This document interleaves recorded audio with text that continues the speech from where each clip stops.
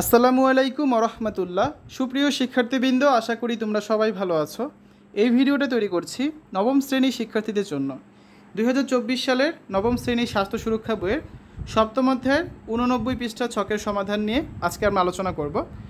স্বাস্থ্য সুরক্ষা নবম শ্রেণীর সপ্তম অধ্যায় সমঝোতা শিক্ষা নিব, সবাই মিলে জয়ী হব এর তৃতীয় পর্ব এটি। যারা এখনও অন্যান্য বিষয়ের ভিডিওগুলো দেখোনি তারা আমাদের চ্যানেলের প্লেলিস্ট অপশন থেকে ঘুরে আসতে পারো।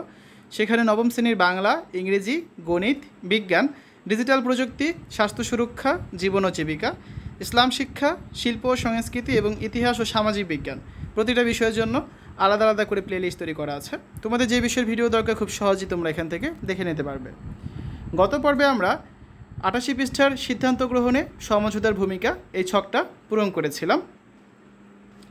আজকে আমরা 89 পৃষ্ঠার সমঝোতার 4টি উল্লেখযোগ্য বিষয় এই ছকটা পূরণ করব।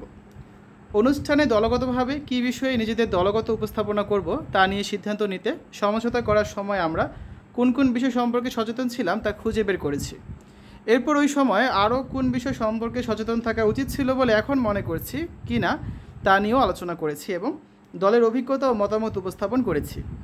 এবার সমঝোতার ক্ষেত্রে যে 4টি বিষয় সবচেয়ে উল্লেখযোগ্য মনে হয়েছে তা নিচের ছকে লিখে ফেলি। তখন আমরা 89 পৃষ্ঠায় এই ছকে 4টা বিষয় আমাদের লিখতে হবে, ঠিক আছে? সমঝোতার 4টি বিষয়। কমপক্ষে 2 জন ব্যক্তি, আমরা 2 পক্ষ যাদের মধ্যে কোনো বিষয়ে মতের অমিল রয়েছে এবং তারা পারস্পরিক যোগাযোগের মাধ্যমে একটি সমাধানে পৌঁছাতে চায়। এখানে তোমরা চাইলে 1-2 নাম্বার লিখতে পারো। 2 নম্বরটা কী হতে পারে যে এই যোগাযোগেই 2 পক্ষেরই নিজ নিজ উদ্দেশ্য থাকে, তা হলো অপর পক্ষকে নিজের চাহিদাগুলো তুলে ধরা এবং নিজ অবস্থানের গুরুত্ব যুক্তি সহকারে বোঝানো। 3 নম্বরে কী হতে পারে যে এজন্য 2 পক্ষ একে অন্যের সাথে কথা বলবে, তাদের নিজেদের পক্ষের লক্ষ্য, উদ্দেশ্য, গুরুত্ব সম্পর্কে যথেষ্ট অবগত থাকবে এবং তারা তাদের সেই বিষয়টি পরিষ্কারভাবে অপর পক্ষের কাছে তুলে ধরবে।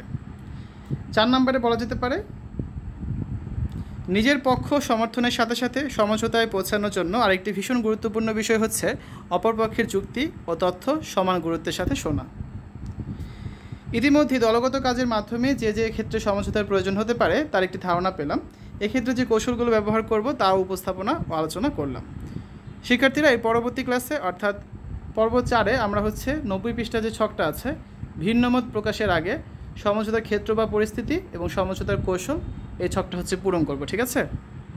তোমরা তখন দেখলে নবম শ্রেণীর স্বাস্থ্য সুরক্ষা সপ্তম অধ্যায় সমঝোতা শিক্ষা নেব, সবাই মিলে জয়ী হব 89 পৃষ্ঠার ছকের সমাধান।